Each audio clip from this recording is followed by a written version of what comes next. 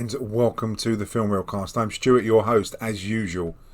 We're back with The Mandalorian. It's episode 2 or chapter 10 of season 2 called The Passenger. Okay, just remember this is a reaction podcast, so I'm literally watching it and then posting my reactions of what I've seen there and then. Some good, some bad, some completely ugly, but it's my live reaction. It's my initial reaction to what I've just seen. So far, I'm loving what I've seen. I didn't do season 1, but I love season 1. So I'm hoping it'll carry on and we'll just get the same vibe as we're getting at the moment. Some new characters in and callbacks to old characters. It's really, really good. But before we get into this, I just want to say, please subscribe to this channel. I just want it to get bigger and bigger and talk and engage with many people as I can. Thanks to you who've subscribed already. You know who you are. And who's posted comments. Again, you know who you are. I really appreciate that. It just means so much to me knowing that people are watching this and they're enjoying it. And if there's something you'd like me to review, then just let me know as well. I've got Cobra Kai season 1. I'm on season 2 at the moment. I've got The Shield and obviously The Mandalorian. And I'm happy to talk about, just review anything that's going really. I love films. I love TV. But subscribe and thanks very much. The last Mandalorian did surprisingly well. I'm really grateful to everyone who's watched it and left feedback. Okay, I'll stop talking. Let's get on with Chapter 10, The Mandalorian, called The Passenger. Okay, so opening scene, I'm smiling already, so that's really a good thing. Starts off with Mando on his speeder bike. You can see him on there, you can see you've got Boba Fett's helmet as well, and you've got the child, or Baby Yoda, next to him. And you also see these other characters we've never seen before. I've got to admit, I don't know the names of them, I do apologise. I'm sure there's some Star Wars fans out there absolutely screaming their names, but I don't know their names. That they're putting a cable in across this, you get some kind of narrow gully where the speeder bike's going to go through, and you can see them fixing a rope. So when Mando goes across, that the rope will come up and it will take him off the speeder bike, and that's what it does. As soon as they take him off the speeder bike, you see poor Baby Yoda, the child, just rolling along. Thankfully, he's uninjured. He's absolutely fine. Mando gets up and wrestles these 3 guys. And he takes 2 of them out. One of them, sadly, as you can see, puts a knife up against the child's throat. Oh, it's so sad. And you see him do this. You know nothing's going to happen, but you just don't like to see this. So he kind of says to him that, let's negotiate. You can take anything. There's lots of stuff in his wreckage, and you can take any of that. It's worth quite a lot. Just give me the child. That's all I want. And what he does is, he wants his jetpack. So Mando takes his jetpack off, leaves it on the floor, and as this little guy, I don't know what he's called, please tell me what he's called, just leave the comments below. As he walks off with the jetpack, you see the Mandalorian just fiddle with something on his wrist, and then this poor guy, by the picture, that he flies up in the air with his jetpack, and as the Mandalorian is controlling the jetpack, he looks down at Baby Yoda, who looks up at him as if, do you really need to do it that much? And this little guy has just gone straight up in the air. And he's obviously flying around and he hits the ground and he dies. Then he brings the jetpack back to him and it hovers. Again, the picture shows it all, but doesn't do it justice as the real thing. And it just lands on the floor. And then you get the Mandalorian sign come up. It is so good. A great intro, really cheeky. It's just brilliant. Okay, so we're on Mos Eisley. We're at the Cantina bar. He meets Pelimotto, and who's playing cards with a huge praying mantis, as everyone does. The praying mantis knows someone who says that the Mandalorians who he's looking for is on the moon of Trask. So in order to get there, funnily enough, it involves taking someone who I've looked for their name. I don't know their proper name. Again, just please leave comments of the proper name of these people, because I would love to know. But I've looked on the internet as the Frog Lady. Got to take the Frog Lady, who's got on her back some eggs that need fertilising. They can only be done where her husband is on the moon of Trask. So in order to get there, not using hyperspeed, which does cause a lot of problems, I should imagine, can't go under the radar. They need to go normal speed to the moon of Trask and take her as cargo. And before we move on, I just want to credit them for the special effects on the Frog Lady. The eyes look brilliant. They look so much life in the eyes. How they can do that these days is just beyond me. And the blinking as well. It's absolutely brilliant. The The skin as well has got this kind of tone that it's just, there's life in this creature. It doesn't appear to be that it's kind of computer animated, or if it is kind of a puppetry, that they've done it to such an extent that it does feel so realistic. I mean, credit to them, and we're lucky these days that we can benefit from such technology. And the eggs we were just talking about, Baby Yoda's just eaten some of them.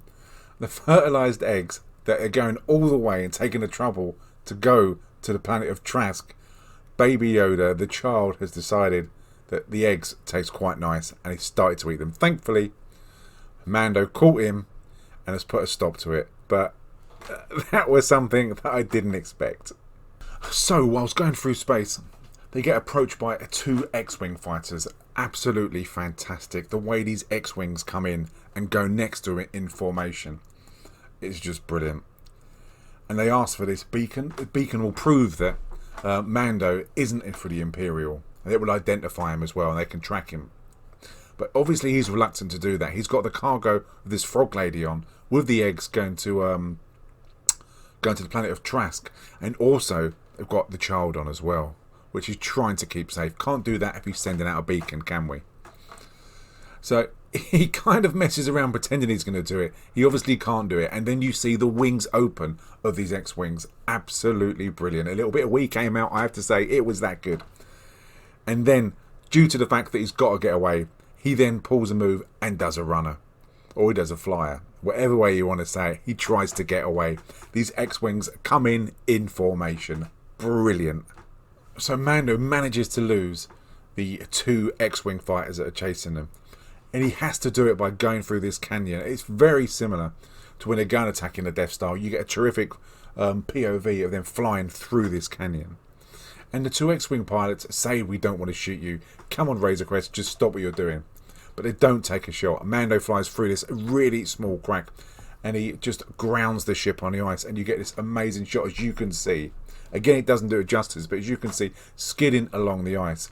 And it hits this wall, and it just stops. And in the distance, you see the 2 X-Wings go through. Really, really good shot. It's so bright. It's really vivid with the snow. I don't know if they're on Hoth or not, but it's absolutely fantastic. Just spoke too soon. The Razor Crest has fallen through the ice. Sheer drop through the ice. A great shot of this. The eggs, the unfertilized eggs, go everywhere, and it smashes into the ground.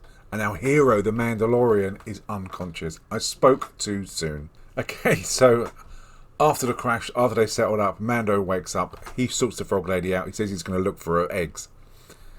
He also wants to look for Baby Yoda, the child. He also worried, obviously, they've crashed through the ice to where he is.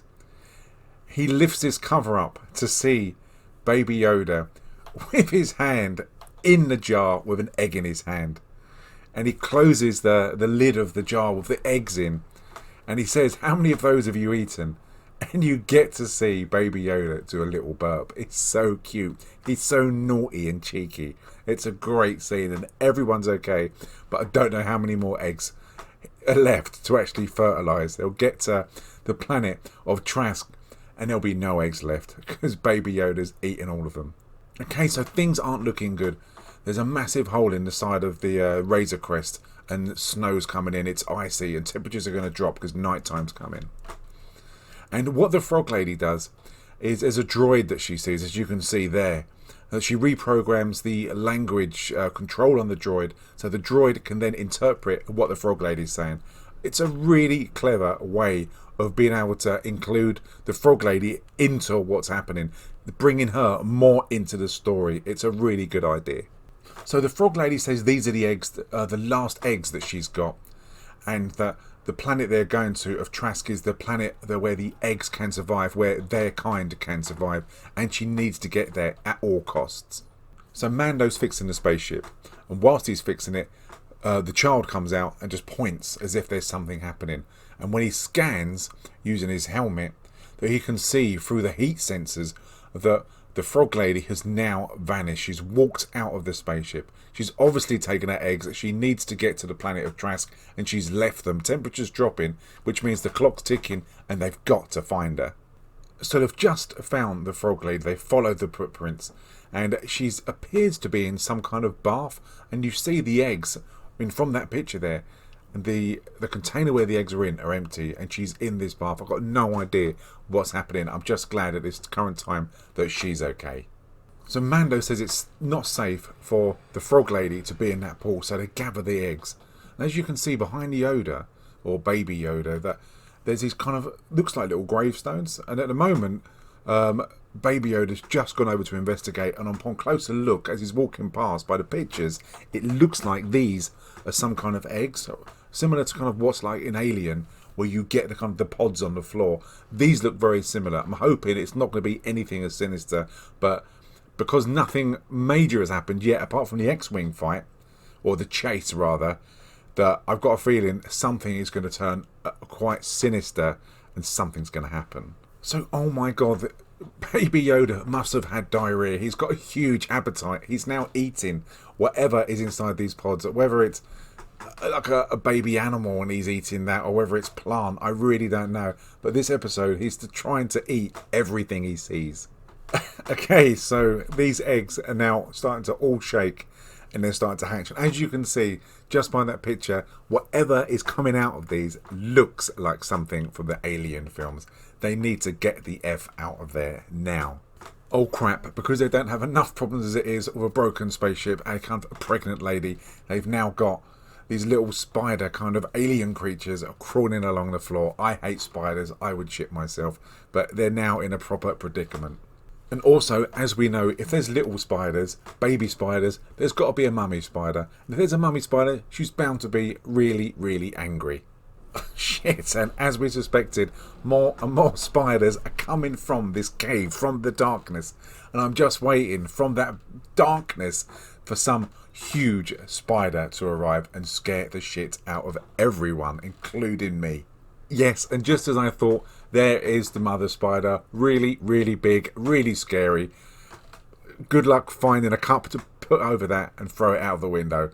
Just like we do at home. It's never, ever going to happen. I would soil myself. Okay, they're being chased by this ice spider. Not only is it bad enough, they've got tiny little spiders chasing them. They've got medium-sized spiders. The mum spider is chasing them. And also, it fires webs. I kid you not. It is firing webs at them. They're surrounded, and something's going to happen. I don't know what's going to happen. Mando cannot shoot his way out of this. It's going to have to take some Jedi skills, or has the frog lady got something special up her sleeve that we haven't seen yet that she can use to get him out of this predicament. Okay, they're inside the Razor Crest. They've made it there. They used detonators and they killed the mother spider.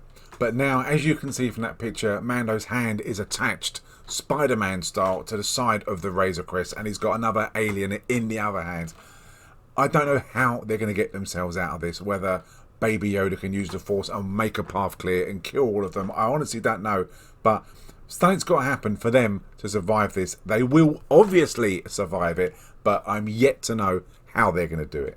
Okay, the team have managed to get inside the Razor Crest, inside the cockpit, and they're just forcing the doors closed. They've locked themselves inside the cockpit. They are surrounded by these spider kind of aliens. Okay, whilst inside the cockpit, poor Baby Yoda gets this spider on top of his head. And you do think for a second, I thought anyway, that something was going to be injected inside his brain or something like that. And then it gets shot. And it's not Mando who does it.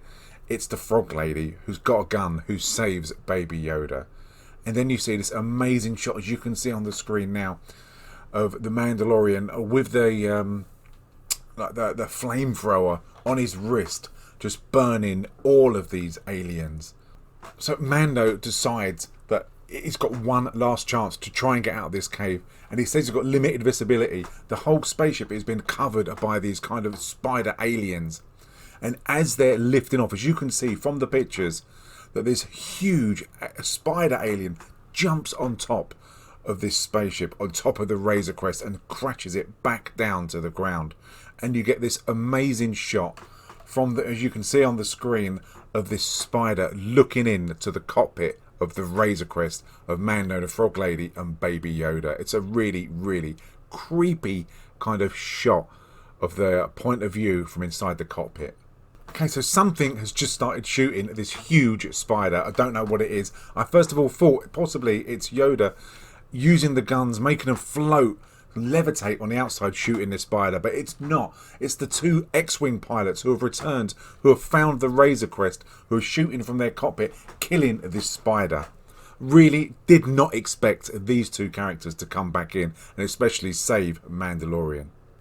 So the X-Wing soldiers said they run the tabs on the Razor Crest, and they've got an outstanding arrest warrant for prisoner X6911. At the moment, I've got no idea who that is, I've got to be honest. So because Mando allegedly saved Lieutenant Davin and has captured 3 wanted criminals, they've scrapped the wanted marker on him and he's free to go. Thank God for that. I was thinking, Jesus, he's got to get out of a firefight with 2 X-Wing pilots now on top of the spiders, which would never have worked.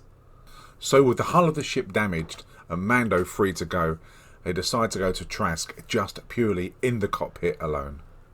So with driving that's very similar to my wife's, as they smash left, right and centre out of the Razor Crest, they do escape the cave and they're huddled up in the hole together. And the last thing you see as the episode ends is Mando falling asleep and Baby Yoda turning around to look at the container of the eggs in, and the frog lady just put her arms around nice and tight as if to say, you're not getting your hands on these eggs. And that was it. That was chapter 10 called The Passenger. A very good episode. And I love the new character. I thought it was really good. The frog lady was great. And it was great to see these spiders as well. Horrible things. I'm not a spider fan. And to see these spiders, hearing them scattering along on the ice, is just a horrid noise they make. But the special effects are just brilliant. I like this episode. Flowed very well. And it leads us to them going to Trask on chapter 11 to see if the Mandalorians are there. I've got a feeling it's not going to be as smooth as just simply landing and finding the Mandalorians. Okay, if you enjoyed that, you've got chapter 9 that I did last week. And you've got Cobra Kai. You've got The Shield as well. So you've got 2 seasons of The Shield to watch.